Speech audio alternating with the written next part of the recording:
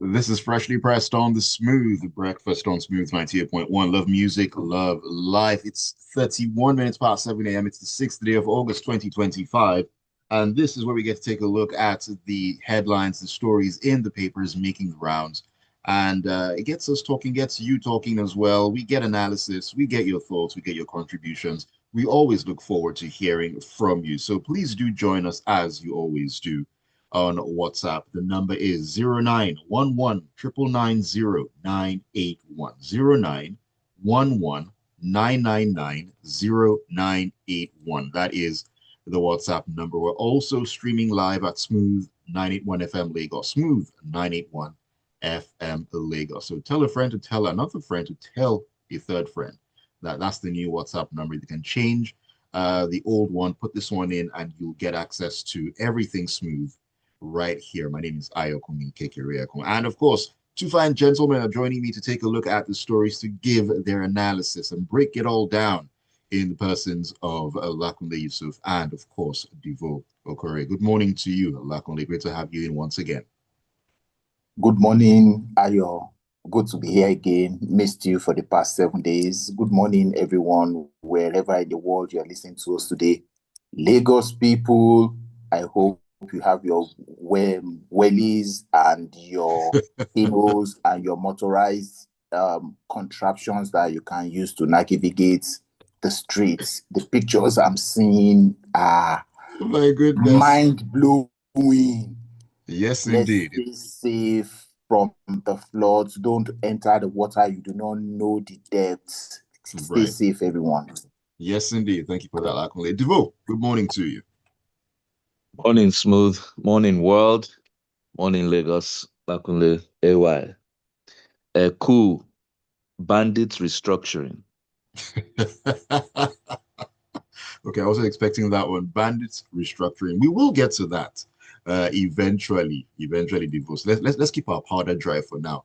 Luckily, I'm actually going to start with you this morning. Some interesting developments coming out of Kaduna State. We'll take this out of the Guardian, where the deputy governor of the state, that's Dr. Hadiza Balarabe, has said that the state government offers female public servants 6 months maternity leave to enhance exclusive breastfeeding. Now, she made this known in a press briefing as part of activities marking the 2025 World Breastfeeding Week, which had development partners, civil society organizations, and UNICEF, Kaduna Chief of Field Office, in attendance. So much went on here.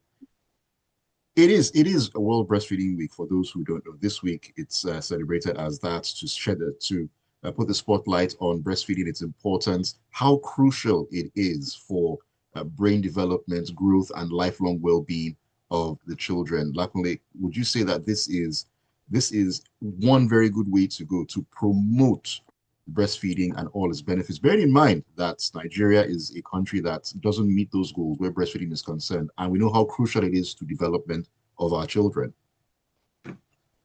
Ayo, thank you very much. This is some pleasing news for those of us who's gone through raising babies and the difficulties in getting our wives, our mothers to be able to take care of our children and our siblings as much as they should have been able to.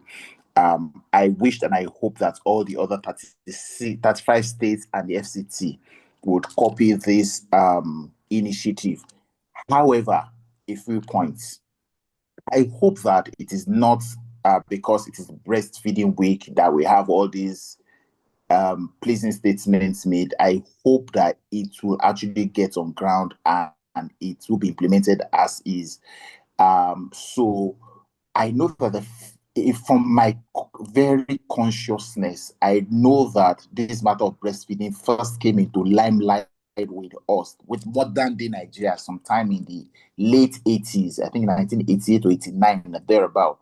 And every year we've had this thing about breastfeeding, what it is. We've had UNICEF declare a week as breastfeeding week to underscore the importance of breastfeeding.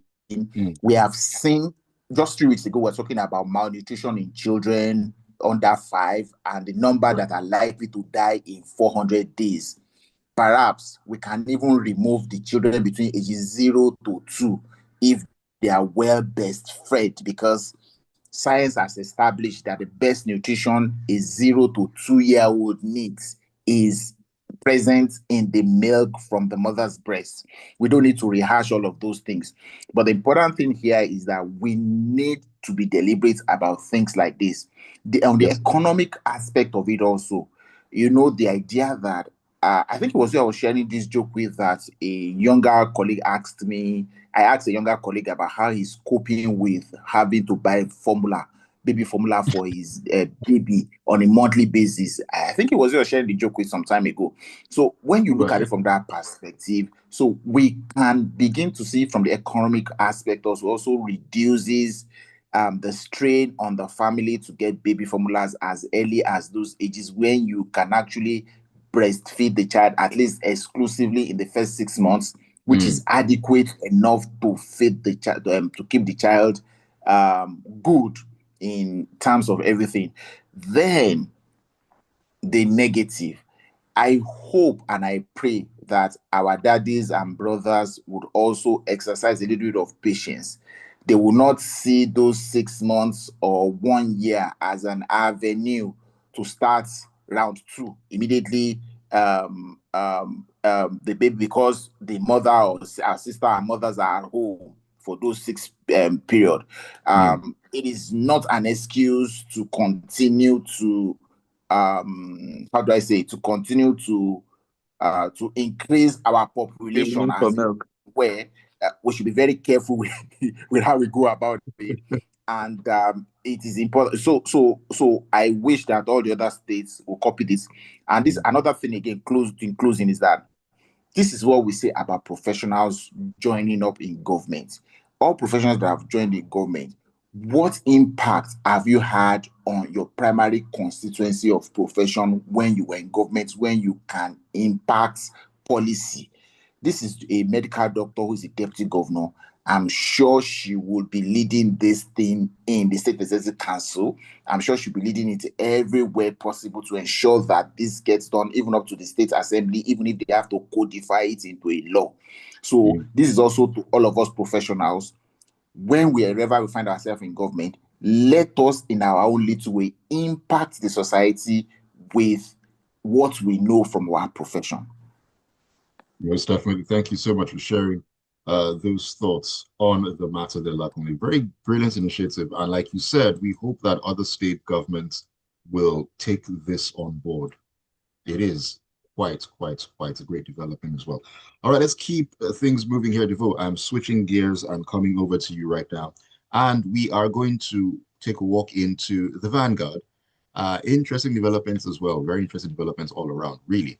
The story says that Abuja has overtaken Lagos as Nigeria's top destination for foreign capital inflow, according to the Q1 2025 capital importation report released by the National Bureau of Statistics, the NBS. And the report revealed that the Federal Capital Territory attracted $3.04 billion in capital importation during the first quarter of 2025, surpassing Lagos, which drew $2.54 billion within the same period. Now, this marks the first time Lagos has lost its long-standing position as the country's #1 hub for foreign investment. Now, following Lagos, we had Ogun State, Oyo State, and Kaduna as well. Devoe, in the grand scheme of things, what exactly do these numbers say, and what do we expect going forward? Yes, I just want to break them down. Most times when statistics come, they kind of confuse us. But just to give highlights on what this report is talking about, capital importation is the amount of FX that comes into your country, okay? Either by way of investment or by way of people sending money into the country. Now, beyond the headline, okay, Lagos and Abuja did in this first quarter of 2025, they did about $3 billion. That was Abuja. Lagos did about $2.5 billion, okay? As against last year when Lagos was on top. Now, the next state, hello? We can hear you. We can hear you, Devoe. Okay, there was someone else's voice. The next states, after Lagos and Abuja, you have Ogun State with about 8 million, approximately. Oyo State about 8 million. Then Kaduna at 4 million. So you can see the gap in terms of investment attraction, okay, in these states. Begin to take notes of what this is going to mean. That's from the rest of the states, you're starting from $8 million for the quarter, okay, as against the 3 billion and 2.5 billion that Lagos and Abuja did. That's one highlight. Secondly, the MBS also recorded that total capital importation for the country as a whole in quarter one was at $5.6 billion, okay, an increase, a 67% increase from 2024 that was at 3.3 billion. So what that means is more money is coming in, okay? Now, however, when you break what that money came for, okay, that's when you begin to get an understanding of what's going on. Now, the bulk of that money, that's about 5.2 billion, that's 92% was foreign portfolio investments. Okay. Those are people who, they like to trade in stock markets, etc. We call that hot money. Okay. Then FDIs, because this is where it's confusing, foreign direct investments was the lowest contributor at almost a parsley $120 million. That's about 3%. Now, this is the aspect I want people to understand. Even though some newspapers recorded that, foreign portfolio investments increased by 61%, it gives a wrong impression of what is actually happening.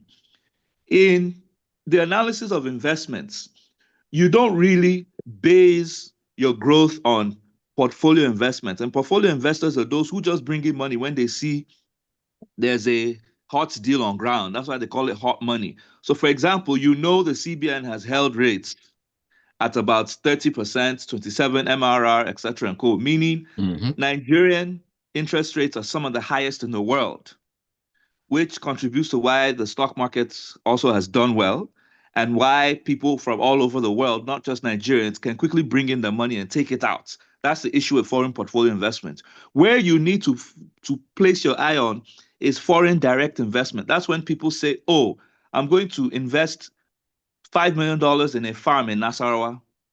I'm going to build an LNG plant in Bayelsa State for about $200 million, because that money does not just leave, it sits in the country. It does the job.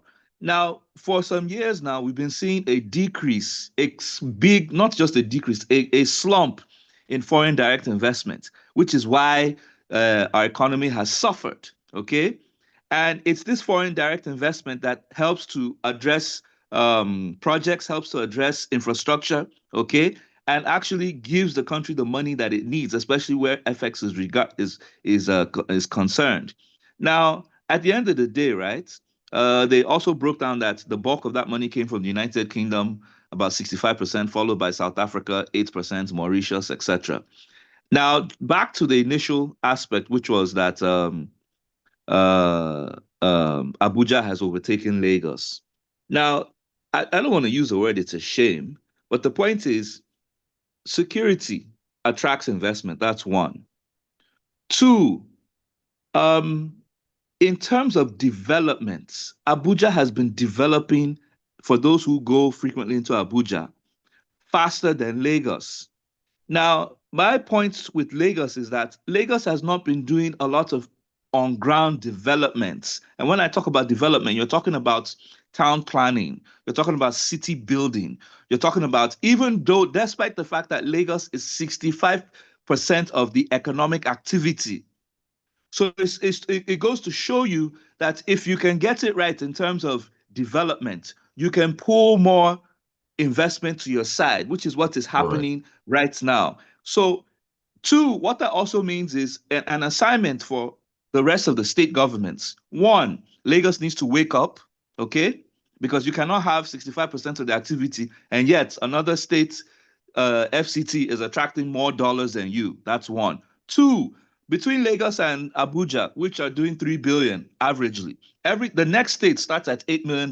That's a far cry That's a meaning huge gap. nothing is happening. Huge Yes, gap. it's a huge gap. It's a monumental gap. Nothing is happening in those states worthy to attract the necessary investment. And this is where we need to knock, the Nigerians need to wake up and begin to knock the heads of their continuously knock the heads of their state governments as to what they are doing. One, with the increased revenue that's coming to them, that's the one that they have. Two, how are they creating policies and positioning themselves? I passed some of the roads leading to Abuja and also the east recently, and literally roads going to the north are in a dilapidated state, and then roads going to the east, when you pass through Benin City, both the Benin City roads and the bypass and also the east-west road are hellish. I asked myself, do those states have governments? Do those states have governments? Because they've been like that for donkey years. What do they do with their earnings? I rest my case. We can talk about that particular issue all day and twice on Sundays, really, because so many things to unpack there. But we need to keep the ball rolling here. Get your thoughts into us on WhatsApp on 0911 And we're also on YouTube. We're streaming live at Smooth 981 FM Lagos. You can leave your comments in the chat box right there. Okay, let us continue on this trajectory, talking about state governments and what exactly it is that they're doing. Lakunle, we're going to head to Zamfara State right now, where a member of the House of Representatives, Kabiru Mai Palas, I hope I got that correctly, forgive me if I did not, has sponsored the renovation of 80 cemeteries in the Gusau and Safi local government areas of the state. Now, he represents the Gusau Safi Federal Constituency in Zamfara State. Now, speaking at the inauguration of the project in Safi town on Tuesday, the lawmaker said the initiative was part of his constituency projects. And luckily now, this particular issue here, it raises the age-old question of doing what the lawmakers feel the people need, or doing what it is the people actually need. Now, he has said that they noticed that the cemeteries were in dilapidated conditions in various communities, and they had to put them into a good state. And some of the constituents also agreed and were sort of happy with this. Now, you just wonder, renovation of 80 cemeteries within the state, you just imagine the amount of money that actually is spent. I mean, is this a function of the people want it, I will do it, or are there deeper issues involved here?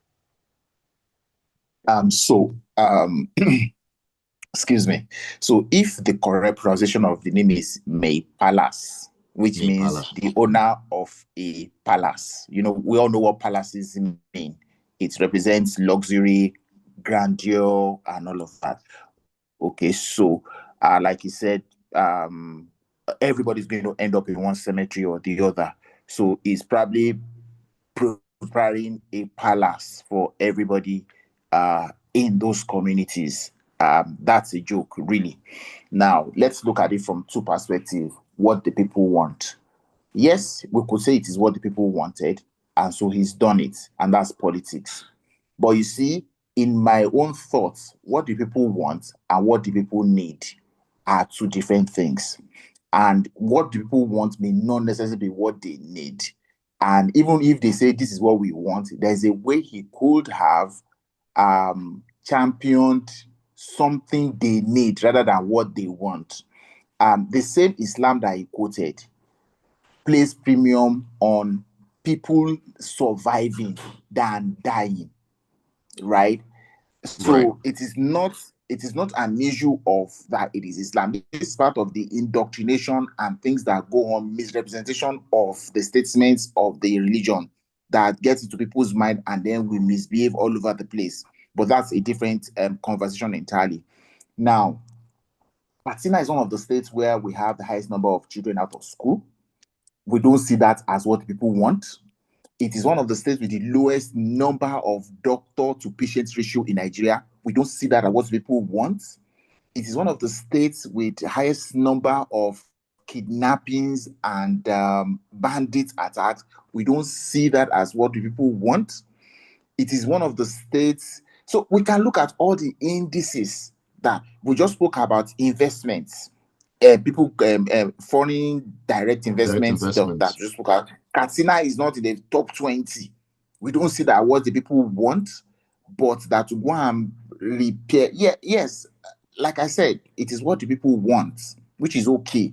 But in my mind, as a federal lawmaker, you can say to them, look, this is what you want. Yes, I agree with you, but this should not be your priority. What you need is more important to you than what you want.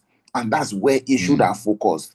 I mean, because, okay, so if they say they wanted the cemeteries repaired, okay, it's repaired it now. The people that wanted it repaired, they have not died, but they don't have potable water to drink. So it's accelerating their going to the place that he has renovated.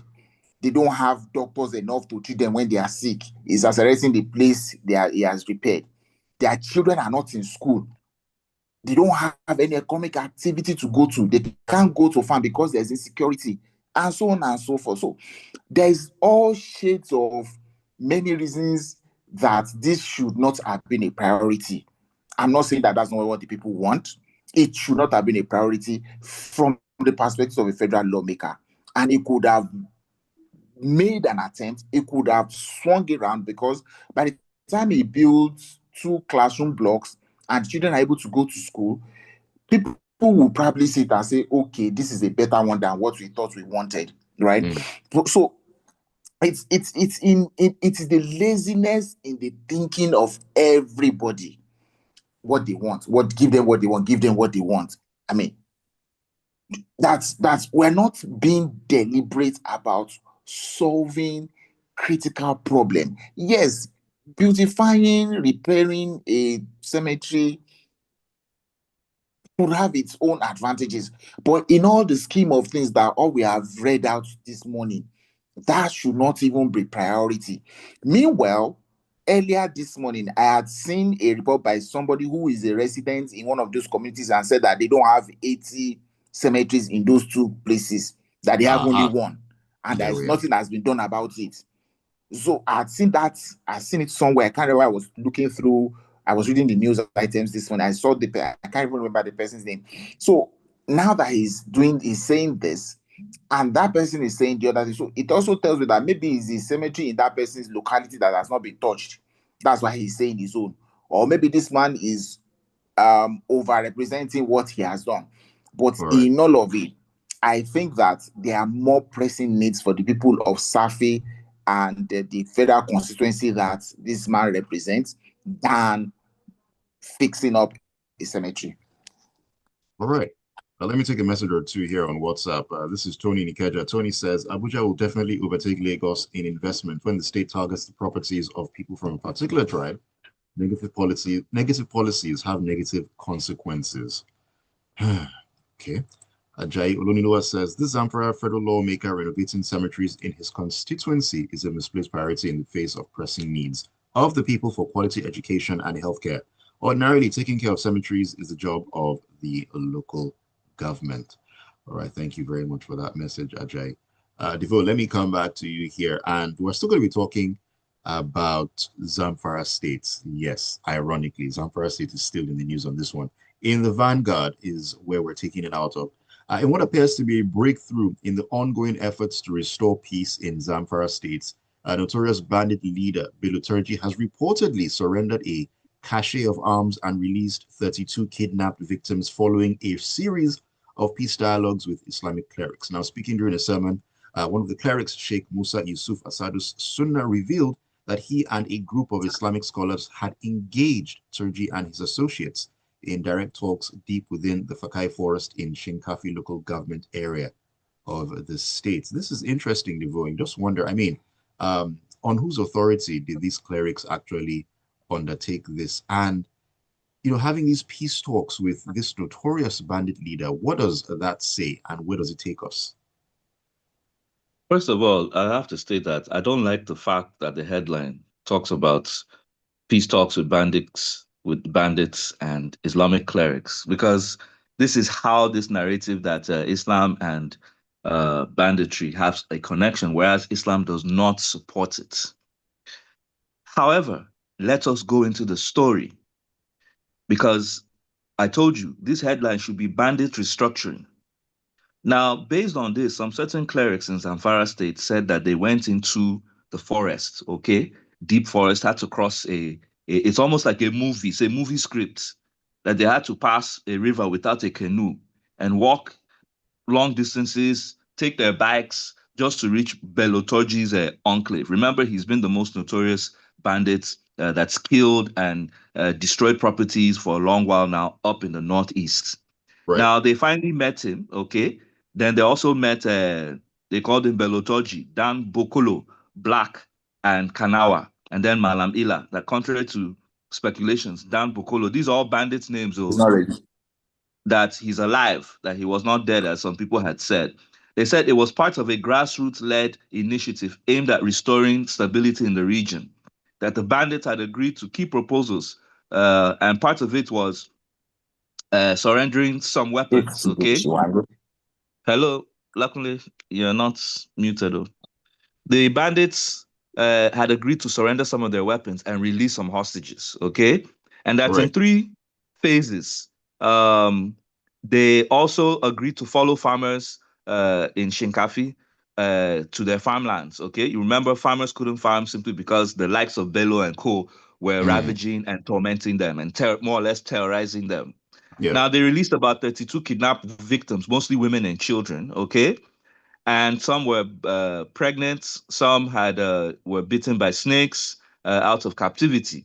Now, they now said, ever since they did this, which was about last month, and they said, oh, that the town would allow Fulani residents to return back without fear of being attacked.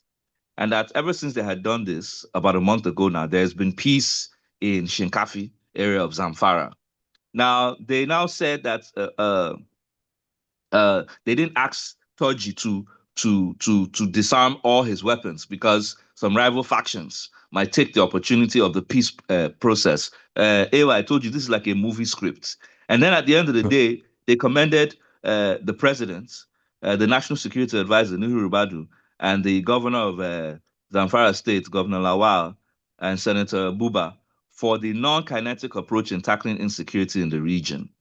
Now, um, first of all, this story is about some Islamic clerics creating some form of peace strategy, okay? Now, we have no issue against that. The point here is I've not heard the aspect of the government. Was the government aware? Is the government part of this process? Because remember, prior to this time, they had said, oh, they didn't know where Turji was. Every time the chief of chief of defense staff came out and said, oh, we're going to take care of and eliminate Bello Turji. And anytime they go to battle, he escapes. Here we are, and civilians, okay, who don't have weapons were able to reach him. Reaching him also means they knew where he was, which also gives the likes of in those days when Sheikh Gumi used to go into the forest to fight bandits. And at the end of the day, we'll see pictures of government officials under the auspices of Sheikh Gumi negotiating something with bandits. Now, I begin to ask myself every point in time, how is it that someone who has committed such heinous crimes, terrorist crimes, at the end of the day, we cannot deal with them? We start to now discuss negotiations.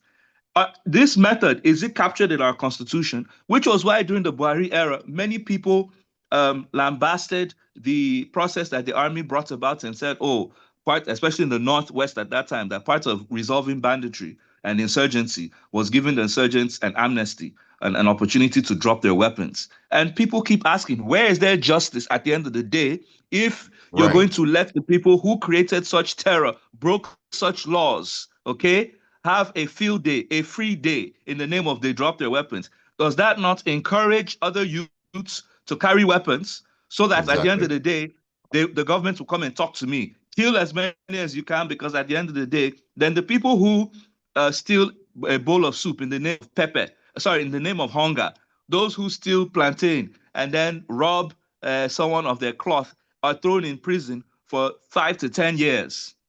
I think that we still need more information. We need to hear from the National Security Advisor and even the government, and that's the Zamfara State government, on this initiative that has taken place. Because we cannot continue manipulating and complicating the issue of justice. And for me, for people who have have hit such heinous crimes. In this country, Nigeria, we need to begin to see consequences, because part of the reason why insecurity has blown above our control is that corruption. There's no consequence when people degrade this company, when people, sorry, not company, when people destroy this company, when people kill our Nigerian lives, human lives at will, that they have no right to do. There's no consequence. People have not seen any bandits arrested. They've not seen bandits killed. Yes, a few times the army comes out and says, oh, they've killed 30 bandits, they've killed 20 bandits, they've stopped an ambush. Do we ever get to hear the names? Most times you say, oh, these bandits are sponsored. Okay, now that they've been able to reach, how is it that they were able to reach Toji, yet the almighty Nigerian army was not able to catch Toji with their weapons, with their surveillance capacity? What are we talking about, AY? It begins to question, is there a complicity on government where insecurity is concerned? I have my doubts, AY. I have my doubts. So much to unpack on this one, and a number of messages have come in. I need to take them as we begin to wrap up on the show this morning. This is from Ade in Lagos. Ade says Nigeria's number three ginger exporter in 2017 to 2021. It was until 2022, because the Buhari government, due to loan grants and borrowing, went to bring this GMO, and they added it, and it has blinds. Do you have blinds? Do you have any explicit evidence of this one, Adi, that you've come to mention? You know, said now the government is importing ginger, and the president has continued in Buhari's legacy, has done 10 times worse, relating with Bill Gates because of money. Did you see him relating with Bill Gates exactly, Adi? I'm just asking here because I don't know if I saw anything. I've seen Bill Gates relating with others. I don't know about the president though. No, there's a relationship between the Gates Foundation and the federal government. That's been in Nigeria for a while now. Okay, with the government, not necessarily with yes, the not just Tinubu, but donkey years. Let's be very clear on that one. Gilbert Musa in Festac says, on the recent ranking of Abuja over Lagos in terms of investment increment, when it comes to structures of houses in Abuja, I am a little suspect, considering one aspect of physical development. The quality of houses in Abuja, can it be compared to the 1977 quality of houses in Lagos? I doubt. Well, there's a lot of houses to do any comparison with, but the numbers, well, they're saying what they're saying. Adini Kadilea says, so the Muslim clerics have info as to where these terrorists were and the government doesn't know? Where's the allegiance of people who have this information? I'm just really wondering about the facts of the story. Like I said, so much to unpack. Michael says, who is having peace talks with families of the kidnapped and killed people within the state? The billion-dollar question.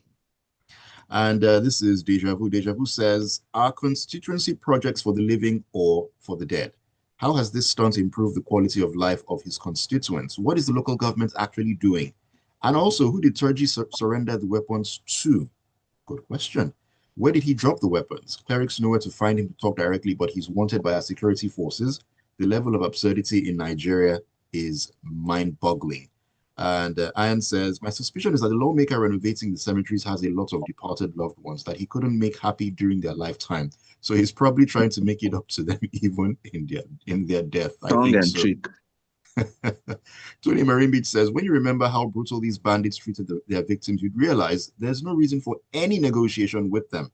They act like they dined with Satan himself. A leopard can never change its spots. So let's be warned. All right, thank you so very much for all the messages. It has been quite an interesting morning on the show. There's some comments on YouTube as well. Idris says, Devoe, have you seen the tragedy called the Lekki Ekwe roads? Lagos gets at least ×2 of increased revenue, yet the only road on the Lekki axis is a tragedy. Happy birthday, Governor Sanwo. And Habib says, thank you for what you just said, Devoe, about Islam not being lumped together with banditry. God bless you. God bless us all. Thank you so much for all the messages. Thank you so very much to you, Lakunle and Devoe, for joining me on the show this morning, and of course, breaking down the issues for us. Always a pleasure. Lakunle. Lakunle, you're muted. Okay. Oh, so okay. Thank you for having me again this week.